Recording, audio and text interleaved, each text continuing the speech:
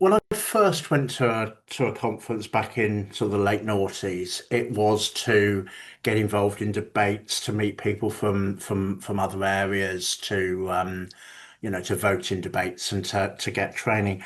These days, because I've been involved for such a long time, a lot of it is social for me. So it's meeting friends and colleagues from around the country that I get to see twice a year at conferences. There are some debates that I go and listen to and discuss. I've never actually spoken on conference stage myself, but there are things that I go to vote on, but largely it's a social aspect, and some years it's the only holidays I get as well. So I kind of go and I have a holiday by the seaside, and I go out for nice meals and see friends from around the country. So the next conference is in York in March, and I'm considering staying up for an extra couple of days and doing being a tourist for a couple of days after the conference, after everyone rushes home. Networking as well. So obviously as a regional officer, um, face-to-face meetings with people that I've spoken to via email or via the phone is quite useful. And this year I did actually attend some agent specific training. So I'm election agent for parliamentary elections, sorry, and keeping on the right side of the law with some of that training face to face is quite useful. I've always found them particularly positive experiences. This was, I think, our second autumn conference since we had 72 MPs elected. Obviously, the best result in a generation, well, in 100 years, more than one generation. And it's really nice to once again be able to see an MP and not necessarily know their name. Last year, I was on the English exec, and we had a backdrop again on our stall.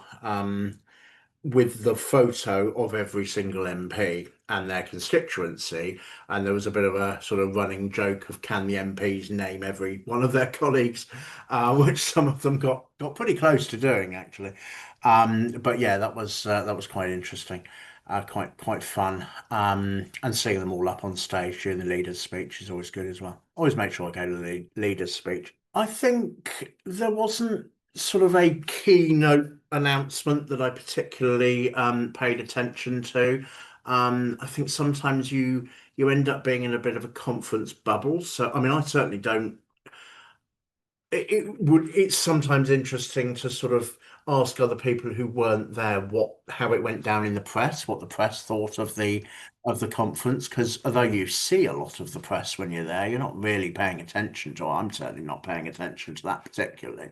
I unfortunately one of the days I wasn't actually very well, and I holed up in my room for the day, and I looked out of my room and I looked along a bit, and there was Ed Davey on the grass outside being interviewed by the press, sort of one after the other.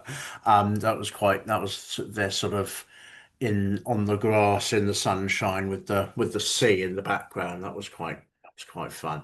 Um, I mean, I think a lot of the focus seemed to shift away from being the alternative to the Conservatives as to being the alternative to reform.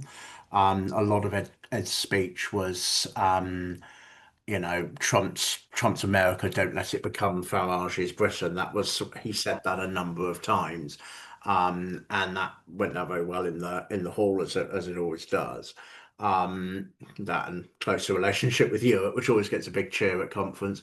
Um, so yeah, I'm not 100% sure if there were big policy shifts particularly, but it was that sort of shift of focus to focusing on being, frankly, the polar opposite to reform, and acknowledging, I suppose, the fact that Labour and the Conservatives don't actually seem to be winning many.